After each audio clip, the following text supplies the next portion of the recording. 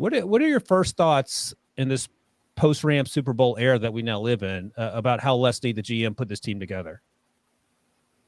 Well, it's a combination of, building a roster that you feel like you have several contributors and then adding those star talents on top of it. I mean, you look at the star talent on that roster with Jalen Ramsey, Von Miller, Matthew Stafford. I mean, they went out and they acquired those guys because they felt like they had this roster built around those positions to make a run to the Super Bowl. And obviously that's what happened. I think, when we talk about like Dave Gettleman last year, how he wasn't using spreadsheets, how he had, the old fashioned, he's got his books out. He's going through all of his books, doesn't even, still has the magnets, I think, as Brian Dable said in reference to his introductory press conference. We talk about like the traditional way of doing things. And now you're bringing in this new generation of general managers. And it's the ones that grew up playing Madden, the ones that get excited about all of these big trades that they make. And I feel like that's what's being infused into today's NFL. So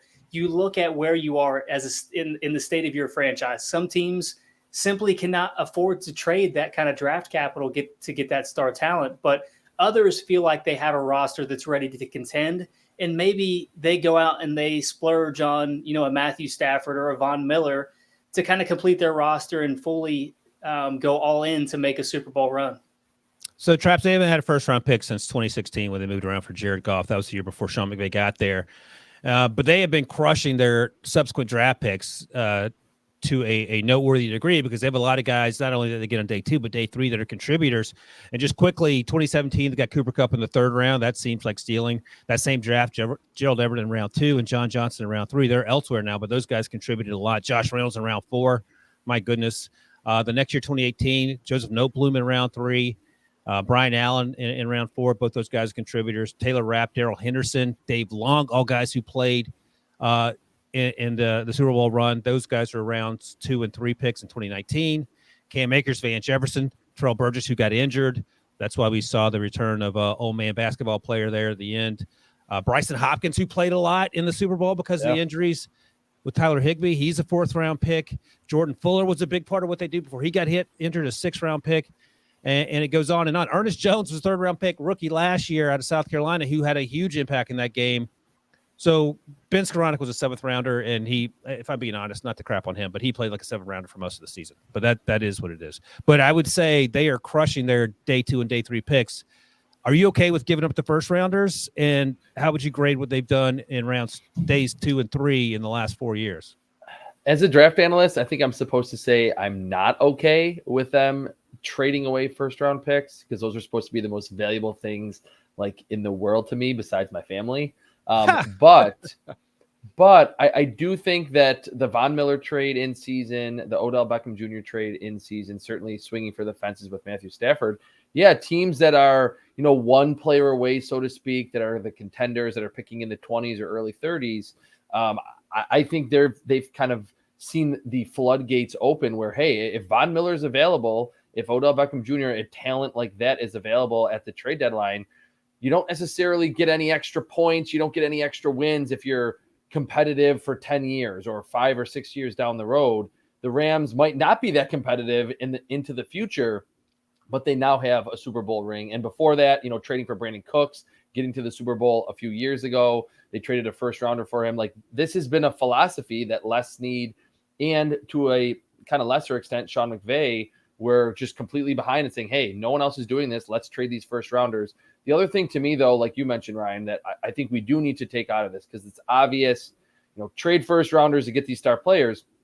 Like you mentioned, the day 2 and day 3 picks are so valuable. Like, like on the surface, it seems like, hey, they don't care about their scouting department. They just find who's good and they'll trade 1st and 2nd-round picks for them. But like you mentioned, Cooper Kupp, a lot of the contributors, and then to have Aaron Donald on the roster that was a homegrown talent, that certainly helps as well. So I think we will see more teams be more aggressive to trade for players, but also we need to realize that day 2 and day 3, even though we're only doing mock drafts with 1 round, those picks are super valuable, and they're not the guys that are going to swing you from winning a Super Bowl to not, but they can help you get there, and they're important cheap pieces to have on your roster.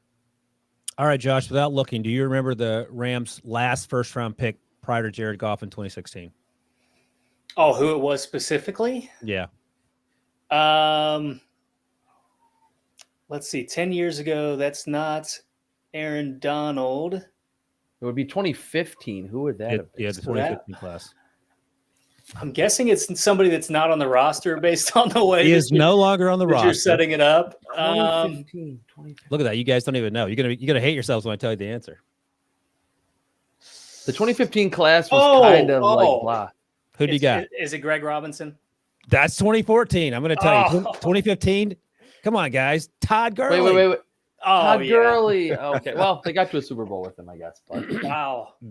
Not because of him, but they got there for sure. Yeah, 10th overall. He was on pick. the roster. Yeah. He was on the roster. That was a Jeff Fisher special. And just goes to show you. I mean, at the time, I think we all agreed that that was sort of the time where we were talking about running backs. That's awfully high for a running back. And then, of course, Jerry Jones took Zeke Elliott. I think I leaned into your overall point by also adding Greg Robinson into that conversation. You know, it doesn't matter how many first-round picks you have if you're not doing anything with those first-round picks. Yeah, in fact, that's right. They had 2 first-round picks that year. Maybe that's part of the RG3 trade, but they got Aaron Donald at 13 and Greg Robinson at number 2. Yeah, so just a little stroll down memory lane. And again, perhaps reiterating the fact that first-round pick, we overvalue them, and perhaps we should take the approach of what the Rams did. On that note, I remember the time when the Falcons traded up for Julio Jones, thinking, "Oh my gosh, they gave up way too much." Look, man, they should have won a Super Bowl, and I think we would have all been okay with it. And then 28-3 happened. So I'm okay with the idea, with the notion, even as someone, this is our job to talk about draft stuff. If teams love a guy and you know what you're going to get in that guy.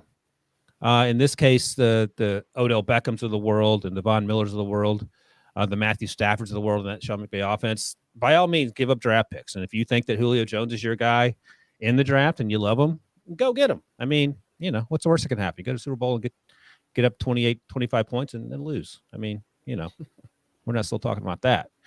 Any other takeaways from sort of the Rams side of things out of this Super Bowl season? Any player that sort of stuck out to you in terms of a draft perspective? A guy that maybe we weren't talking a lot about throughout the draft process. I mean, I was surprised that they took Tutu Atwell in their second round, just because he's so undersized and he feels like a specialty player. But they found a way to get the most out of the guys, and maybe Ernest Jones is that guy. I don't know if you guys had anyone in the last few drafts that really made an impact for you.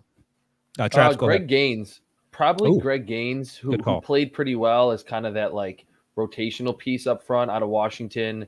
A lot of those big nose tackle, defensive tackle types out of that program recently have been first-round picks. Greg Gaines had a really good career at Washington. I believe he was a day 3 pick, like later in the draft, and he was kind of important. I was on another podcast recently, and they mentioned that early in Aaron Donald's career, he was as good as he is now, or hit the ground running once he got to the NFL. But he was on some bad defenses. It actually took the Rams to build up the defensive line around him for everyone to be like, wow, this is a really, really top-notch defense anchored by Aaron Donald. So Greg Gaines is the one that's just that high motor player, deceptive athleticism, pretty good pass rusher, good run defender. That was a really good find by the scouting department that never gets a chance to make a first-round pick. Yeah, no kidding. You got anybody, Josh? Well, I think just to your larger overall opinion, one thing that I was going to touch on, when you don't have those first-round picks, you have to be very efficient with your day 2, day 3, and into undrafted free agency. And they've done that. I mean, Darius Williams, Taylor Rapp, Jordan Fuller when he was healthy, Ernest Jones, who we've discussed, Gaines. I mean, they've done a fantastic job outside of day 1, and I think that's also a big reason why they found themselves in the Super Bowl. Yeah, without question. And I think what they've done on day 3 has been incredibly impressive, even late day 2. I mean, Cooper Kupp feels like a Hall of Famer, much more so than Matthew Stafford, as our buddy Will Brinson continues to push. But that is an amazing find. But again, and I probably said on this podcast, but I say it every time I talk about Cooper Kupp, he ran a 4.62. And, we sometimes fall in love with those things. And that's part of the issue with the combine and the pro days, is that the numbers will obscure, what we saw when we saw these kids play in college and probably affect how we feel about them. Even in reality, we know that they're good football players.